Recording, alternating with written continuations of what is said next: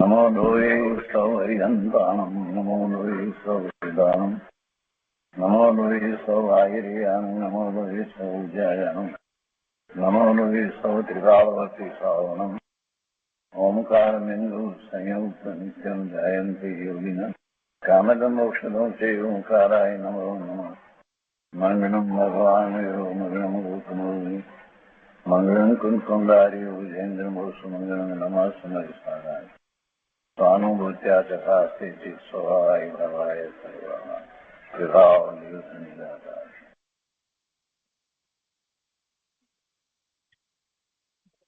स्वामी कार्तिकेय अनुप्रेक्षा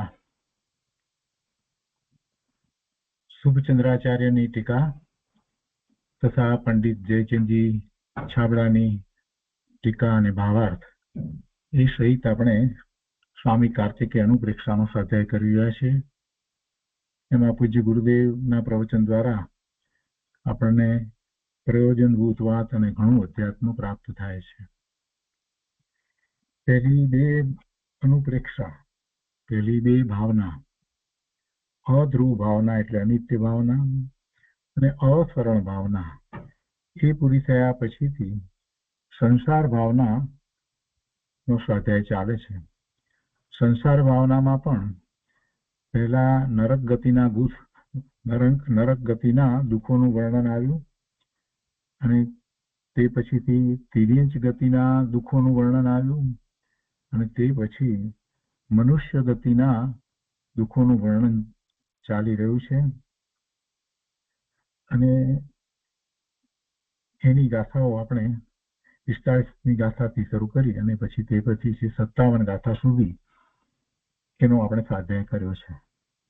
પણ 55મી ગાથા પછી અને 56મી ગાથા પછી એ પ્રમાણે વચ્ચે સોનગઢની અંદર જે સમોસરણ બન્યું છે અને માનસ્તંભ બન્યા છે, તો એની રચનાનો એ દિવસ હતો એટલે પૂજ્ય ગુરુદેવે એના વિશે પ્રવચનની અંદર જે વાત કરી અને તે પછી એમાં જે સંસાર ભાવનાની વાત કરી એનો સ્વાધ્યાય અત્યારે આપણે કરી રહ્યા છીએ. તો માનસ્તંભની રચનાનો દિવસ અને એના સંબંધી વાત કરતા ગુરુદેવે આગળ પછી સંસાર ભાવનાની વાત એમાં લીધી છે. તો આગળ એ લઈએ છીએ.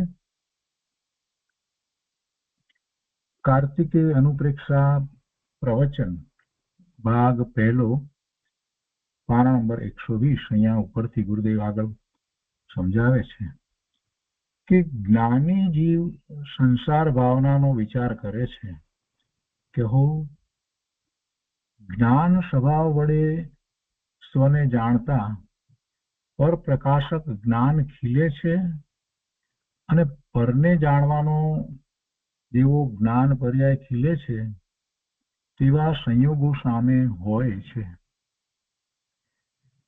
જ્ઞાની ધર્મી સમ્યક દ્રષ્ટિ જીવ એ જ્યારે સંસાર ભાવનાનો વિચાર કરે છે તો કેવી રીતે કરે છે? આ સંસાર જે છે એ ક્ષણિક છે અને દુઃખરૂપ છે, આવી બધી સામાન્ય વાતો તો બધા જ ઉપદેશકો કરે છે. અહીંયા ગુરુદેવ બીજી રીતે વાત કરતા કહે છે કે તમે સમ્યક દ્રષ્ટિ જ્ઞાની નો વિચાર કરશો તો તમને ખ્યાલ આવશે, કેમ કે પોતે સમ્યક દ્રષ્ટિ મહાજ્ઞાની છે. એટલે જે રીતે પૂજ્ય ગુરુદેવ પોતે જે રીતે વિચાર કરે છે એ વાત એમણે આપણને દર્શાવી દીધી કે ભાઈ તમે સંસાર ભાવના વિશે વિચાર તો કરો છો, પણ તમે શું વિચારીને શું વિચારો છો? અમે તો જ્ઞાની ધર્મી સમ્યક દ્રષ્ટિ તો એને આ રીતે જોઈએ છે. આખી વાતને આપણે સમજવાની છે. ગુરુદેવનું અંતર જે રીતે આ ભાવનાઓને જુએ છે ને એ વાત ગુરુદેવે અહીંયા પ્રવચનમાં કરી દીધી છે. એમ કહ્યું કે જ્ઞાની જીવ સંસાર ભાવનાનો વિચાર કરે છે, પણ એ કઈ એ માહિતીરૂપ નથી, પોતાના અનુભવરૂપ વાત જે છે એ ગુરુદેવે અહીંયા કરી છે. એટલે આ વાતને જરાક ગંભીરપણે આપણે સમજવાની છે. જ્ઞાની જીવ કેવી રીતે સંસાર ભાવનાનો વિચાર કરે છે? કહો જ્ઞાન સ્વભાવ વડે સ્વને જાણતા પર પ્રકાશક જ્ઞાન ખીલે છે. પરને જાણવું એવો વિકલ્પ જ્ઞાનીને ક્યાંથી હોય? પરને જાણીને શું કરવું છે? જ્ઞાની ધર્મીને તો સ્વની દ્રષ્ટિ રહે છે, પર જણાય છે. પરને જાણી અને એમાંથી એને કઈ પ્રાપ્ત કરવું છે? ના. પણ પર જણાઈ જાય છે. કેમ જણાઈ જાય છે? કેમ કે આત્માનો સ્વભાવ જ સ્વ પર પ્રકાશક છે, એટલે જણાય છે, જ્ઞાનમાં પ્રતિબિંબિત થાય છે. અને એમાં પણ જ્યારે ઉપયોગ સ્વ તરફ ન રહ્યો હોય ને, ત્યારે એને પર તરફ ઉપયોગ વળે છે, ત્યારે પણ એને પર જણાય છે. પણ જે જણાય છે તો પણ એને પોતાના જ્ઞાનનું જ્ઞેય સમજે છે. જ્ઞાન સ્વભાવ એવો છે. ગુરુદેવ કહે છે કે જ્ઞાન સ્વભાવ વડે સ્વને જાણતા, એટલે સ્વને તો જાણે જ છે. ધર્મી સમ્યક દ્રષ્ટિ સ્વ તરફ રહે જ છે, અને છતાંય ઉપયોગ બહારમાં આવ્યો હોય ત્યારે એમ કે છે કે એ પરને જાણે છે, તો કે છે કે સ્વને જાણતા પર પ્રકાશક જ્ઞાન ખીલે છે. બીજી રીતે પણ વિચાર કરીએ તો જે સ્વને જાણે છે એવું સમ્યક દ્રષ્ટિ છે, એને જ જ્ઞાનનો વિશેષપણે ઉઘાડ થાય છે. એટલે પરને જે જાણવાનું જ્ઞાન થાય છે એ યથાર્થ જાણે છે. પર પ્રકાશક જ્ઞાન ખીલે છે, એટલે પરને જેમ છે તેમ જાણે છે. અને પરને જાણવાનો જેવો જ્ઞાન પર્યાય ખીલે છે તેવા સંયોગો સામે હોય છે. આ કેવળી પરમાત્મા, સર્વજ્ઞ પરમાત્માની વાત નથી. સર્વજ્ઞ પરમાત્માને તો સામે સંયોગો હોય કે ન હોય, અનંત જ્ઞેયો એક સાથે જ્ઞાનમાં ઝળકે છે. પણ છદ્મસ્તને એવા સંયોગો સામે હોય છે. એમ નથી કે સંયોગો છે માટે એનો જ્ઞાન પર્યાય એવો થયો છે. એની જ્ઞાન પર્યાય એવી સંકુરા થઈ, પરને જાણવા વાળી જ્ઞાન પર્યાય થઈ. તો એવી કેમ થઈ? જ્ઞાન પર્યાય એવી કેમ થઈ? શું સામે જ્ઞેય છે માટે થઈ?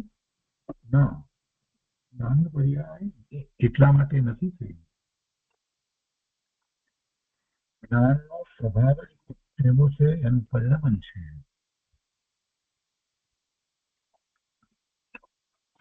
એ પરિણામમાં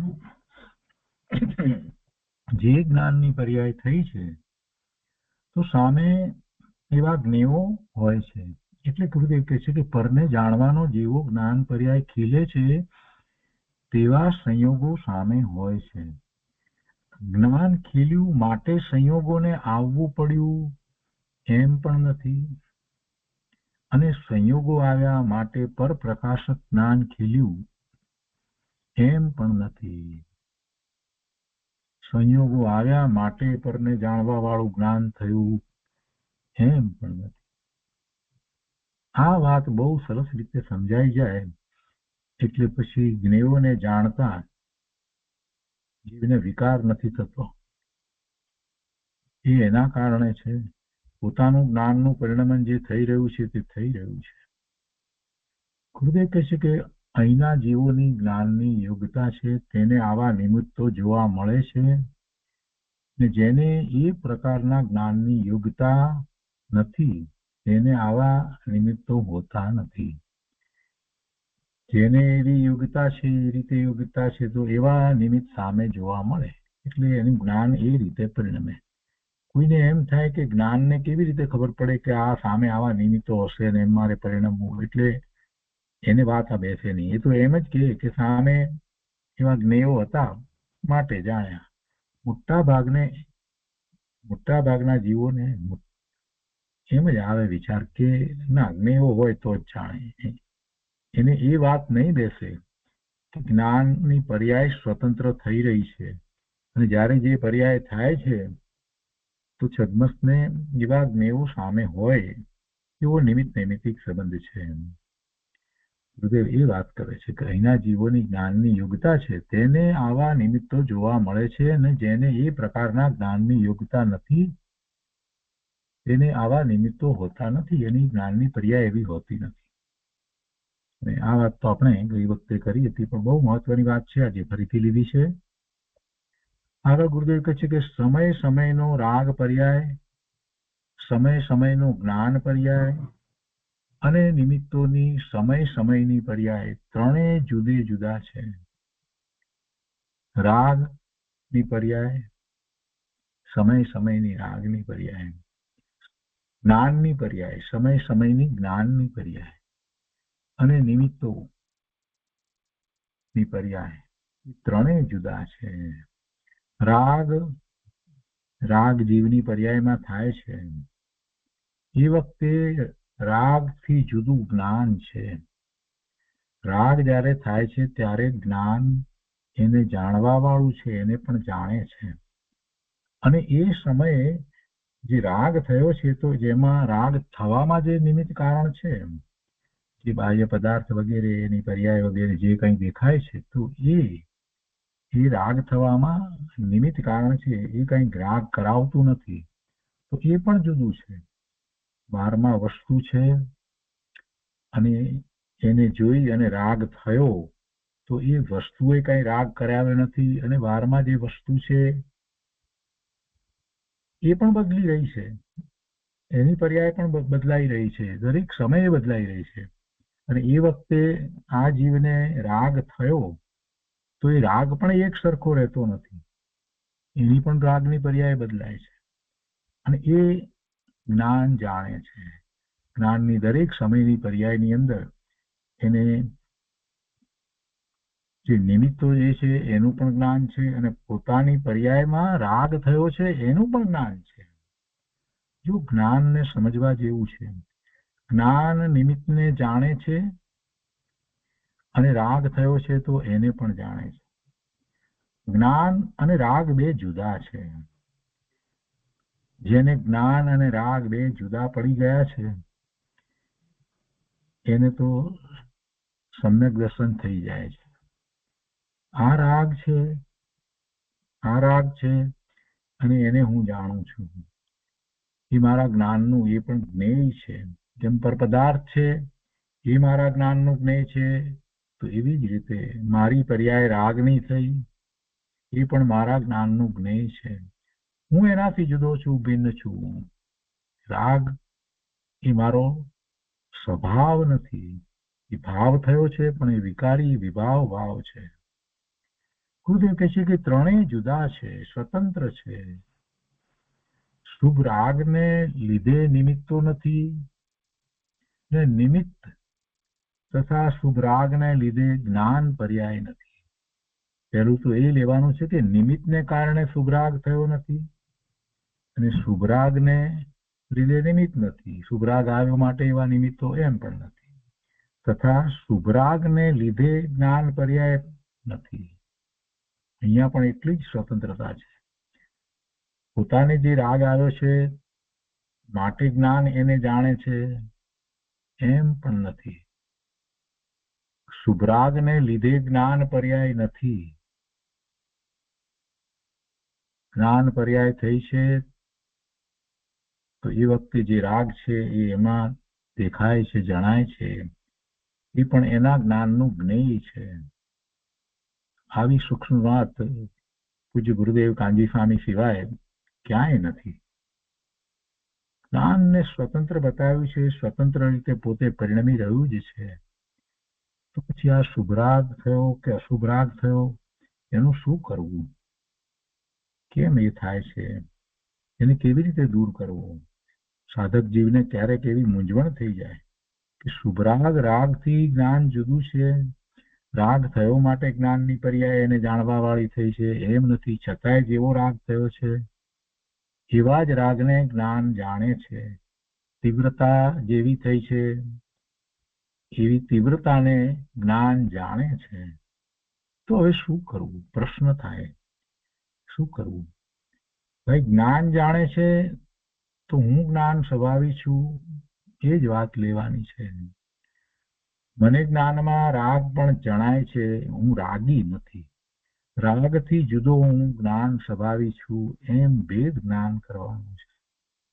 રાગ મારી પર્યાયમાં થયો છે, એમાં નિમિત્ત કારણ જે બાહ્ય પદાર્થ છે એનો તો કોઈ વિચાર જ નથી કરવાનો. એ તો સૌથી પહેલી વાત એ છે કે રાગ થયો છે તો સામે એવું નિમિત્ત હતું માટે રાગ થયો, એને એવા જસ્ટિફિકેશનો આપી એને વાત પૂરી કરે છે જે એ કાંઈ પામતો નથી. એટલી અમથી વાત નથી. કેટલાકને એમ છે કે અમને ધર્મમાં સમજ પડે છે કે નિમિત્તને કારણે રાગ નથી થતો. અરે ભાઈ, એ તો સામાન્ય વાત થઈ. હવે આ લેવલે અત્યારે આપણે જે રીતે સ્વાધ્યાય કરીએ છીએ ત્યાં જે ગુરુદેવ વાત આપણને સમજાવે છે એ બહુ મહત્વની વાત છે. નિમિત્તથી રાગ નથી થતો એ તો સમજાય એવી વાત છે, એ સમજાય છે. બીજા અજ્ઞાની જીવોની વાત ન સમજાય, પણ આપણે તો અત્યારે એ લેવલ ઉપર એ ભૂમિકામાં તો આવ્યા છીએ કે નિમિત્તથી રાગ થતો નથી. નિમિત્ત જુદું છે, નિમિત્ત પર પદાર્થ છે, એ બીજું દ્રવ્ય છે અને એને કારણે કઈ રાગ થાય છે. એ દ્રવ્ય માયા પરિણામ બદલે છે, એવું તો કઈ છે નહીં. એટલે એ વાત તો આપણે જાણીએ છીએ. અહીંયા તો વધારે સૂક્ષ્મ વાત લીધી છે ગુરુદેવ. બહુ શાંતિથી આ બધી વાતને સમજવાની છે. ફરીને વાંચીએ છીએ તો ખ્યાલ આવે છે. નિમિત્ત તથા શુભરાગને લીધે જ્ઞાન પર્યાય નથી. હવે એમાં જ સમજવાનું છે કે શુભરાગ ને લીધે જ્ઞાન પર્યાય નથી તો જ્ઞાન પર્યાય તો કે જ્ઞાન પોતે જ પરિણમી રહ્યું છે. તો હવે શું કરવું?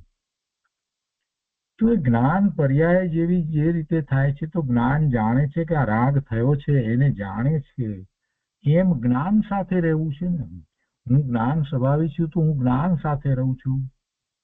હું કઈ રાગ સ્વભાવી નથી. તો પેલો શુભ રાગ થયો હોય તો એની સાથે હું શા માટે છું? હું તો જ્ઞાન સ્વભાવી ભગવાન આત્મા છું અને મને આ રાગ આવ્યો છે એ મારાથી જુદો છે, એટલે હું તો જ્ઞાન સ્વભાવી છું તો જ્ઞાનથી એ જુદો છે. રાગ જ્ઞાનથી જુદો છે.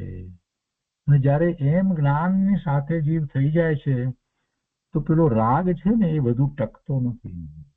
એ રાગનો એમ એ જ્ઞાતા દ્રષ્ટા થઈ જાય છે. રાગ જુદો પડી જાય છે. રાગ જુદો પડી જાય છે. પોતે જ્ઞાનના પક્ષમાં બેઠો છે, પોતે જ્ઞાન રૂપે થઈને જુએ છે, જ્ઞાન સ્વભાવી થઈ ગયો છે તો રાગ એને જુદો દેખાય છે અને એ રાગ વધારે લાંબો ટકતો નથી.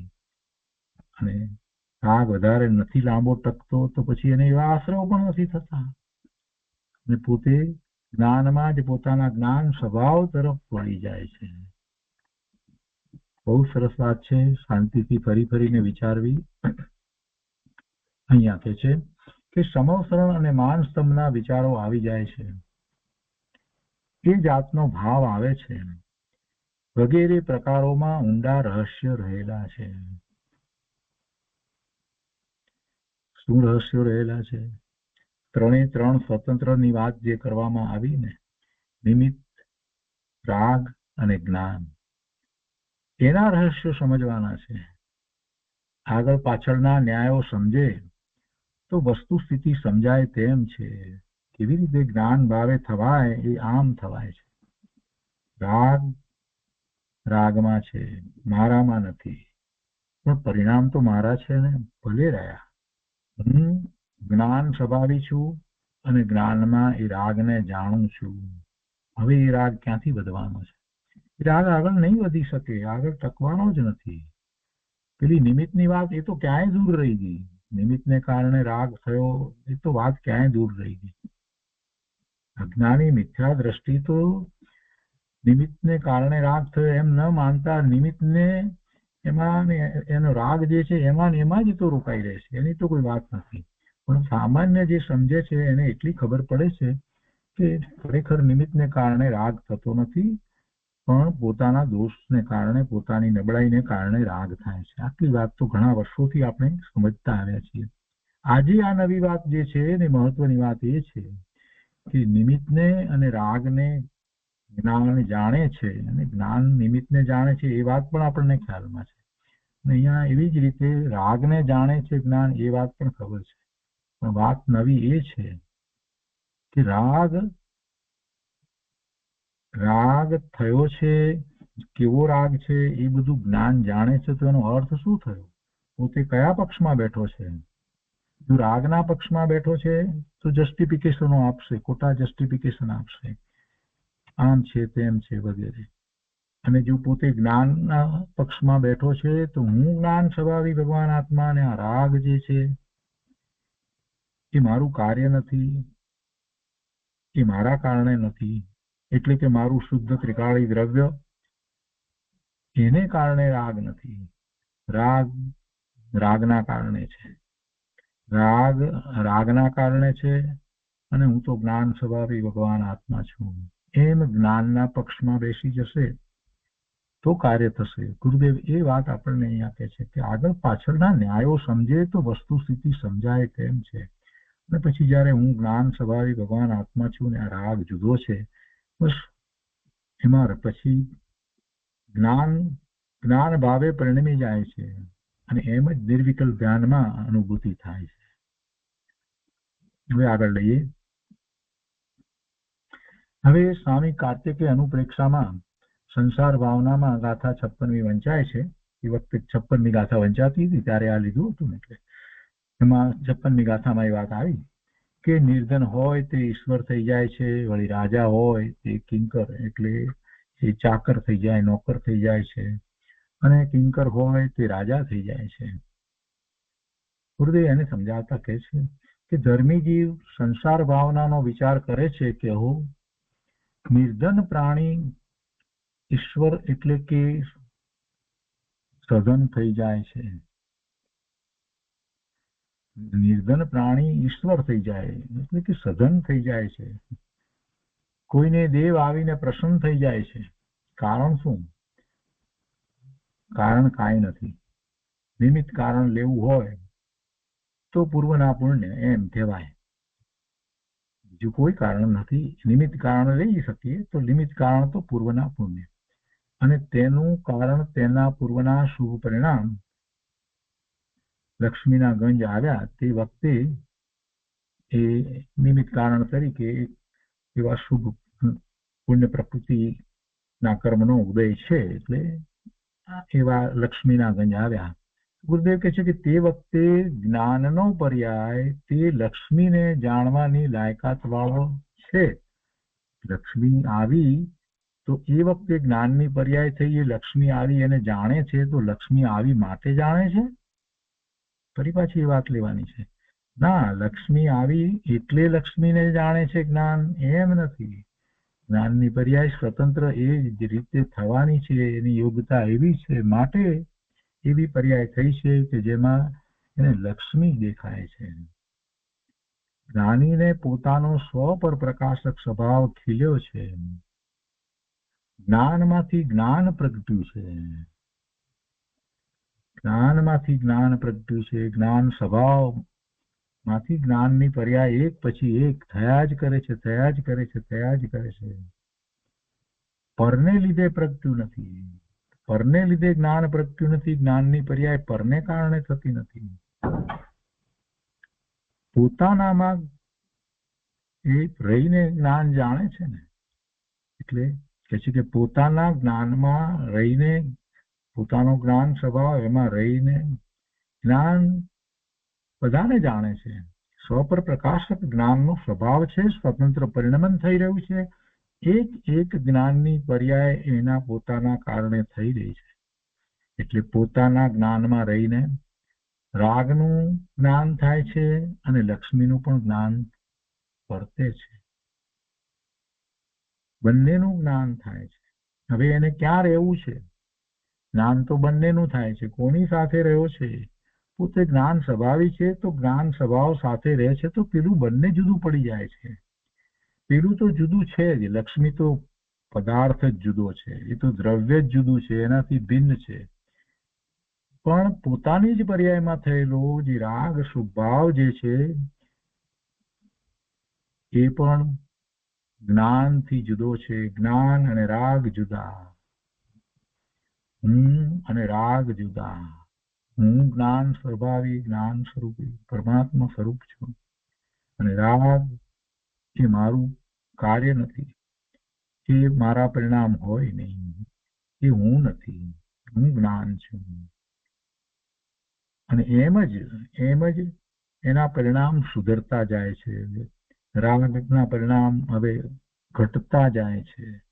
દ્રષ્ટિ વારંવાર એવી જ રીતે સ્વરૂપ તરફ વળે છે અને એના પરિણામ નિર્મળ થતા જાય છે. આગળ કહે છે કે અજ્ઞાની જીવ પોતાની હોશિયારીથી પૈસા આવ્યા એમ માને છે અને તેથી મને રાગ થયો એમ માને છે અને તેથી મને જાણવું થયું એમ માને છે. બધું એ એનાથી જ જાણે છે, માને છે, પણ એ તો એની માન્યતા છે. અજ્ઞાની જીવની માન્યતા છે, એને મોહ સહિત માન્યતા છે, એને મિથ્યાત્વ છે, એટલે એની એવી માન્યતા છે, એટલે એને એમ એકત્વ બુદ્ધિ થઈ રહી છે. અજ્ઞાની જીવ પોતાની હોશિયારીથી પૈસા આવ્યા એમ માને છે. પૈસાના કારણે આવ્યા છે, હોશિયારી ક્યાં આવી? અને તેથી પૈસા આવ્યા એટલે પોતાને રાગ થયો એમ માને છે, તો એ પણ ખોટું. પૈસા કઈ રાગ કરાવે નહીં. પૈસા જે છે તે તો જુદું દ્રવ્ય છે, એ રાગના પરિણામ જીવની પર્યાયમાં કરાવે નહીં. બીજી વાત પણ ખોટી. અને એ આવ્યું છે, પૈસા આવ્યા છે, તો એથી હું એને જાણું છું, તેથી મને જાણવું થયું એમ માને છે, તો એ વાત એ ખોટી છે. એ બધામાં એને એકત્વ બુદ્ધિ પડી છે, મિથ્યાત્વ છે. અહીંયા તો જ્ઞાનીની વાત આપણે લેવી છે. અજ્ઞાનીના અનેક પ્રકાર, આપણે એમાં પડવું નથી. જ્ઞાનીનો એક પ્રકાર. જ્ઞાની વિચારે છે કે બુદ્ધિહીન પુરુષો, શું કે છે? જ્ઞાની વિચારે છે કે બુદ્ધિહીન પુરુષો પણ પૂર્વ પુણ્યને લીધે ધનાઢ્ય થઈ જાય છે. અત્યારે વર્તમાનમાં બુદ્ધિહીન હોય તો એ કઈ એની બુદ્ધિથી હોશિયારીથી થાય છે એ વાત રહેતી નથી. એ પણ થઈ જાય. પૂર્વના એવા પુણ્યના ઉદય હોય તો એવા તો લક્ષ્મીનો સંયોગ થાય છે. પૂર્વનો શુભ ભાવ, પૂર્વે કરેલા શુભ ભાવ, એને કારણે બંધાયેલા એ કર્મ અત્યારે ઉદયમાં આવ્યા હોય કર્મ, અને એને કારણે જે લક્ષ્મી વગેરે આવે છે, તો એને જેમ છે તેમ જ્ઞાની જાણે છે. લક્ષ્મીના કારણે આવે છે, તેમાં પુણ્ય નિમિત્ત છે એમ જાણે છે. ચૈતન્યનો સધન જીવ જ્ઞાનની ભાવના ભાવે છે. જો કેવું ધન લેવું છે, ધનવાન કેવો? ચૈતન્યનો સધન જીવ, ચૈતન્ય રૂપી વસ્તુ જેને પ્રાપ્ત થઈ છે એ ધનવાન, સાચો ધનવાન. ચૈતન્યનો સધન, ધન સહિત જીવ, ચૈતન્યના ધન સહિત જીવ જ્ઞાનની ભાવના ભાવે છે. આગળ કહે છે આ બધી ભાવના આનંદની ઉત્પત્તિ કરનાર છે. રાગ ઘટતો જાય છે અને સમયે સમયે શાંતિનો અંશ વધતો જાય છે. હું નાયક છું એવા સ્વભાવના ભાનપૂર્વક એકાગ્રતા થતી જાય છે, તે ભાવના છે. ગુરુદેવે તો ભાવનાનો અર્થ પણ એકાગ્રતા કર્યો છે. ઘણી જગ્યાએ ભાવનાનો અર્થ એમણે એકાગ્રતા કર્યો છે. આગળ કહે છે કે સધનપણું, ધન હોય એવું સધનપણું તે ઠીક છે એ વાત તો છે જ નહીં, કેમ કે એ તો સંયોગી છે, સંયોગી પદાર્થ. એટલે ધનપણું ઠીક છે એ વાત તો છે જ નહીં. પણ આ પર્યાય આવી કેમ? ધનના પરમાણુ કેમ આવ્યા? પૂર્વના પુણ્યને લીધે આવ્યા એમ કેવું તે વ્યવહાર છે. પૂર્વના પુણ્યને કારણે આ ધન આવ્યું એમ કેવું એ વ્યવહાર છે. ગુરુદેવ કહે છે કે તારો જ્ઞાન સ્વભાવ તેને જાણવાનો હતો એમ કેવું તે પણ વ્યવહાર છે. એ પણ વ્યવહાર છે. એનો જાણવાનો સ્વભાવ હતો અને એની પર્યાય એવી થઈ, તો એ વખતે થવાની હતી તે થઈ છે. એ કઈ પીડાથી તો થઈ નથી, લક્ષ્મી આવી એટલે. પણ જ્ઞાન સ્વભાવ એને જાણવાનો હતો તો જાણે છે, તો એ વ્યવહાર એ રીતે છે. એ ખરેખર તો જ્ઞાન સ્વપ્રકાશક છે, પરપ્રકાશક કહેવું એ વ્યવહાર છે. લક્ષ્મીના પરમાણુનું આવવું સ્વતંત્ર થાય છે એમ જ્ઞાની વિચારે છે. જ્ઞાની લક્ષ્મી ને જ્ઞેય તરીકે જાણે છે, અને જો એ વખતે એને રાગ છે, શુભ ભાવ હોય કે અશુભ ભાવ હોય, કેમ કે એક બેમાંથી એક ભાવ તો હશે એ વખતે, તો એને પણ એ જ્ઞાન જાણે છે. અને એ વખતે લક્ષ્મી આવી હોય ને એ પોતે તો સ્વભાવ ભાવે પરિણમતો હોય તો એનું એ તરફ લક્ષ પણ ન હોય. ગુરુદેવ અહીંયા કહે છે કે લક્ષ્મીના પરમાણુનું આવવું સ્વતંત્ર થાય છે, એમ જ્ઞાની વિચારે છે. ઊંધી માન્યતા અને રાગ જેટલો હું છું, એક સમયનો પર્યાય તે હું છું, એમ માનનાર પર્યાય બુદ્ધિ વાળો જીવ નિર્ધન છે. જો ધનની વ્યાખ્યા ગુરુદેવે કેવી કરી છે. સ્વધન ને નિર્ધન કોને ગુરુદેવે કહ્યા છે? ભલે ને ગમે તેટલું ધન હોય તો પણ જેને ચૈતન્ય ધન ની પ્રાપ્તિ નથી થઈ એ નિર્ધન છે. ઊંધી માન્યતા અને રાગ જેટલો હું છું, બે વાત, ઊંધી માન્યતા હોય એ પણ, અને બીજું આ જે શુભભાવ કે શુભભાવ જેટલો હું છું, એક સમયનો પર્યાય તે હું છું, એમ માનનાર પર્યાય બુદ્ધિ વાળો જીવ નિર્ધન છે. ભલે ને કરોડો રૂપિયા હોય એની પાસે તો પણ તે આત્માની શ્રદ્ધા કરે તો સ્વધન થાય, તો ને સાચા ધનની પ્રાપ્તિ થાય, આત્માની પ્રાપ્તિ થાય, ચૈતન્યની પ્રાપ્તિ થાય. કોઈ પ્રશ્ન કરે કે પૈસાવાળા મોટા કહેવાય? પૈસાવાળા મોટા કહેવાય? એનું સમાધાન આપતા ગુરુદેવ કહે છે કે ભાઈ, વ્યવહારે બોલાય પણ તેની પર્યાયમાં મમતા ભજે છે, માટે મમતા વાળા કહેવાય. જેને આત્માનું ભાન જ્ઞાન નથી, ભલે મોટા પૈસા વાળા હોય તો પણ એ મોટા ન કહેવાય, એ મમતા વાળા કહેવાય. લક્ષ્મી કાંઈ પર્યાયમાં આવતી નથી, પણ પર્યાયમાં મમતાના પરિણામ છે. આ આટલી લક્ષ્મી, આટલા કરોડ રૂપિયા, આટલું સોનું ને આટલું રૂપું ને આ બધું જે છે એ બધું મારું એમ, એ તો એના સંબંધીની મમતા છે. એના આત્મામાં તો કાંઈ આવતું નથી, એની પર્યાયમાં આવતું નથી. એની પર્યાયમાં તો મમતાના પરિણામ છે, અને એ મમતાના પરિણામ એ દુઃખરૂપ છે. એટલે શું કહેવાય? ગુરુદેવ એને માટે એટલા માટે કહે છે કે એ મમતા વાળા કહેવાય, મોટા કહેવાય નહીં. અધર્મી જીવને એકલી મમતા છે, ચૈતન્યનું ભાન નથી, વિચાર કરનારો જાગ્યો નથી, તેને મમતા અને ચૈતન્યની એકતા ભાસે છે. મમતા અને ચૈતન્યની એકતા ભાસે છે. એ જ છે, જે મમતા થાય છે તો એ જ હું છું. તેથી તેને ધર્મ થતો નથી. તે ધર્મને તો જાણતો નથી, પણ મમતાના યથાર્થ સ્વરૂપને પણ જાણતો નથી. આ મમતા થઈ એ કઈ શાશ્વત છે? એ કાયમી છે? ના, એ વખતે મમતા થઈ છે તો એ ભાવ જે છે એની જીવની પર્યાયમાં થયો છે, પણ એ વિભાવ ભાવ છે, વિકારી ભાવ છે, અને એનાથી ભગવાન તો જુદો છે. ભગવાન આત્મા એનાથી જુદો છે ને. આગળ કહે છે કે જ્ઞાની જાણે છે કે મમતામાં ચૈતન્ય નથી અને ચૈતન્યમાં મમતા નથી, એમ નક્કી કરતા ચૈતન્યનું જ્ઞાન થતા મમતાનું જ્ઞાન પણ થઈ જાય છે. ચૈતન્યનું જ્ઞાન થતા પોતાના ભાવ મમતાના ભાવ છે તો એનું પણ એને જ્ઞાન તો થઈ જાય, પણ જ્ઞાની એને પોતાથી ભિન્ન જુદું માને છે, કેમ કે એને ચૈતન્યનું ભાન છે.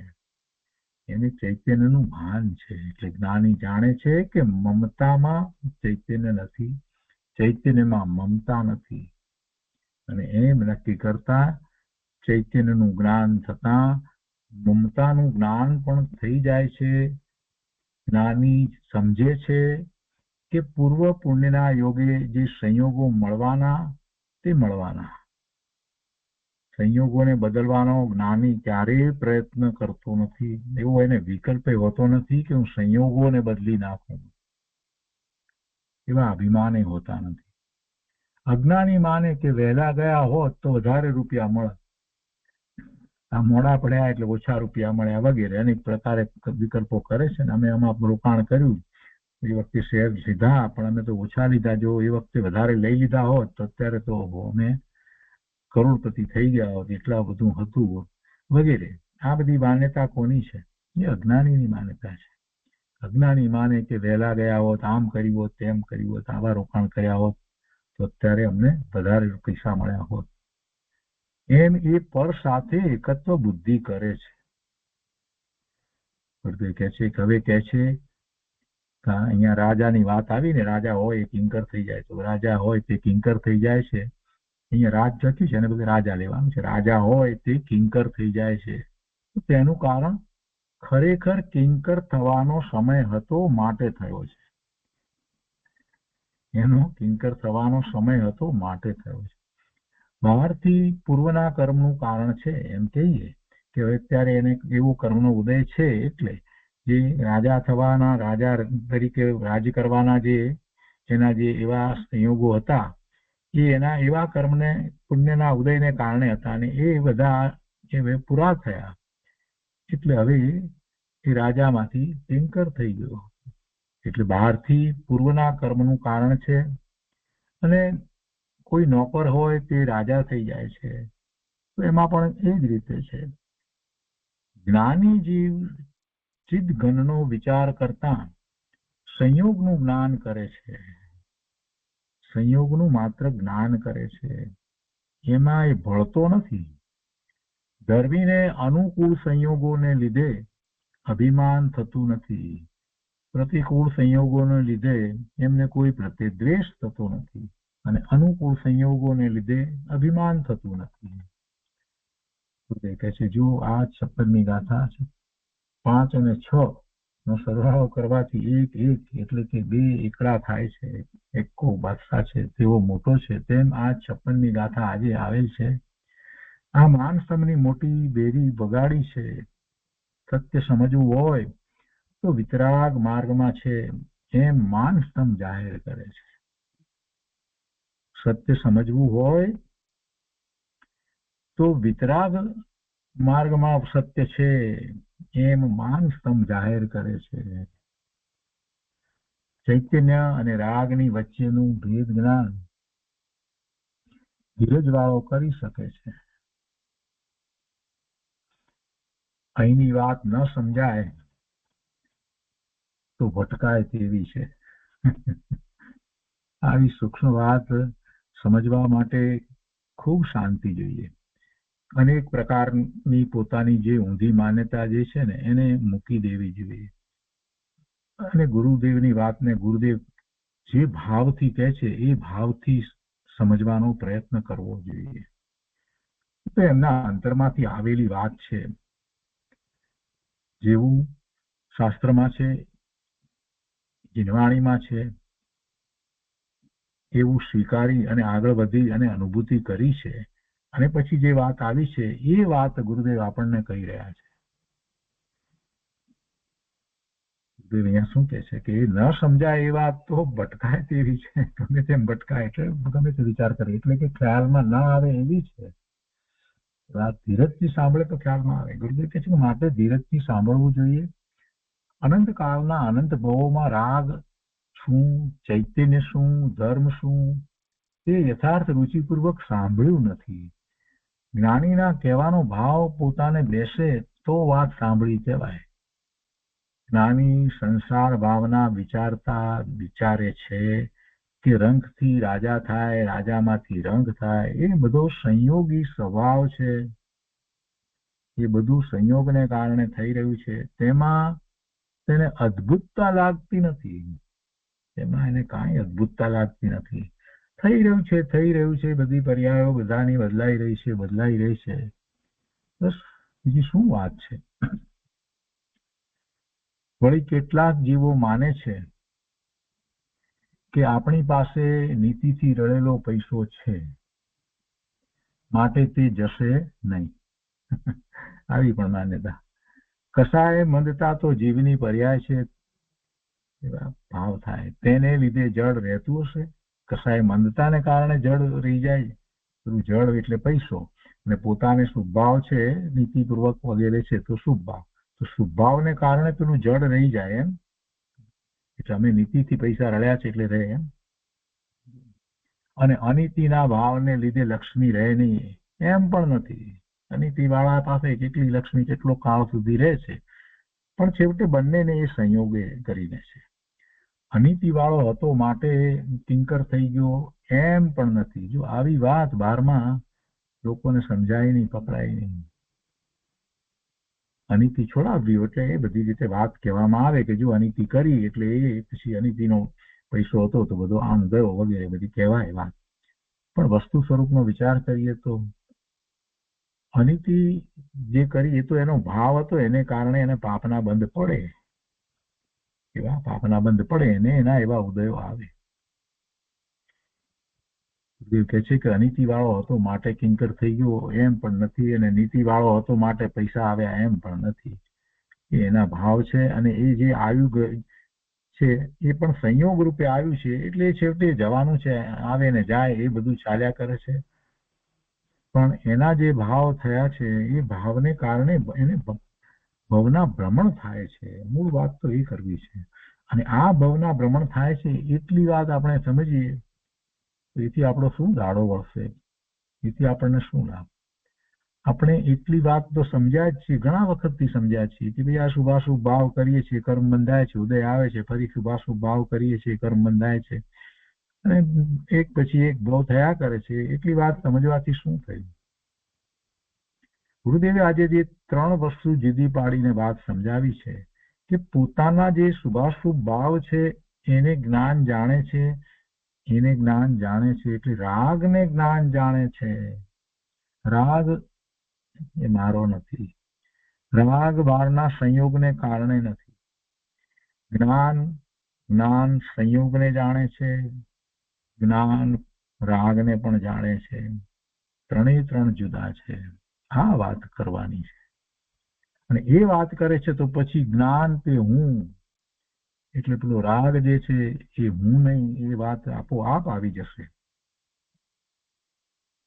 ધર્મી જીવ જાણે છે કે પૂર્વના પુણ્યને લીધે પૈસા આવે જાય છે, તેમાં તેને વિસ્મય થતું નથી. જ્ઞાની જીવ ગરીબ થઈ જાય તો તેને શંકા પડતી નથી કે મારામાં અનીતિ હશે તેથી મને નિર્ધનતા મળી હશે કે કેમ. અને કોઈ અનીતિ વાળો કમાઈ જાય કે તેના કુટુંબમાં કોઈ નીતિ વાળો હશે એટલે તેના પુણ્યને લીધે બીજાને પૈસા આવી જાય એમ બનતું નથી. એ બધી વાત છે. ધર્મી સમજે છે કે જડ પરમાણુ તેના કાળે આવે છે, તેના કાળે આવે છે. વ્યવહારથી વાત કરવી હોય તેમ કહીએ કે વ્યવહારે તે જીવનું કર્મ નિમિત્ત છે. આવે છે તે જે આવ્યા જળ પરમાણુ લક્ષ્મી રૂપે કે બીજી રીતે, તો તે જીવના કર્મના નિમિત્તે છે. એવા કર્મના ઉદય એ એમાં નિમિત્ત કારણ છે. એ કર્મના ઉદય એ નિમિત્ત કારણ છે. અને પેલા પરમાણુનું આવવું એ પણ સ્વતંત્ર છે. કર્મ પણ સ્વતંત્ર, કર્મના ઉદય જે છે એ પેલા જે ધનના પરમાણુ આવ્યા એનાથી પણ એ સ્વતંત્ર છે. આવી સ્વતંત્રતાનો સૂક્ષ્મતાથી વિચાર કરવામાં આવે તો બધી વાત જેમ છે તેમ સમજાય અને પોતાનો જ્ઞાન સ્વભાવ છે એની દ્રઢતા થાય. તો એ રીતે અહીંયા બધું પૂરું થાય છે. પછી 57મી ગાથા ઉપર પૂજ્ય ગુરુદેવે જે પ્રવચન આપ્યું એ આપણે કર્યું છે. અને એ રીતે આ સંસાર ભાવનાની અંદર આ 57મી ગાથા સુધીનો સ્વાધ્યાય આપણે અહીંયા પૂરો કરીએ છીએ. અને પછી ગુરુદેવે 58મી ગાથા ઉપર પ્રવચન આપ્યું છે એ બધું આપણે આવતા સ્વાધ્યાયથી લઈશું. અને આગળ 4 ગાથાઓમાં દેવગતિના દુઃખોનું સ્વરૂપ આવશે. તો આજનો સ્વાધ્યાય આપણે અહીંયા સુધી રાખીએ છીએ.